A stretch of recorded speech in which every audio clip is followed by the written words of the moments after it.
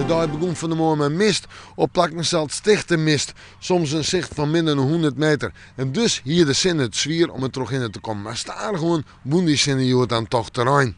Ja, en dan is het al noffelijk waar. Maar hoe het noffelijke waar sprutsen, dan moeten we echt nooit weekend. Joen en vannacht meer en meer bewolking. Joen nog droeg, vannacht rein. Temperaturen vannacht 8 tot 12 graden. Wien, matig en krachtig, komt uit zuid-zuidoost. In het kust- en maatgebied betiden hut, krijgt 6 tot zon.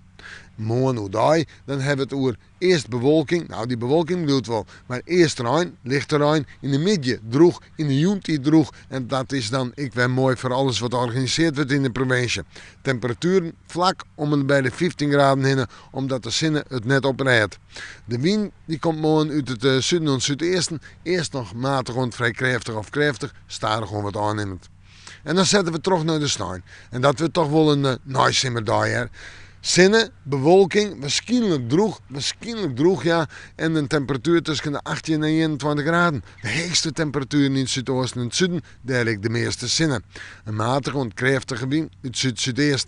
En dan fruitje. Fruitje naar een manje maar zijn 18, misschien nog wel 20 graden, zinnen droeg waar. Een tiesje maar 18, misschien op pakken nog 19 graden, een noffelijke temperatuur en zat nodig het meest of helemaal droeg. Een maasje kon ze op een bui, maar nog wel een noffelijke temperatuur, zo'n 17 graden. En we moeten morgen maar weer even in het waarsje.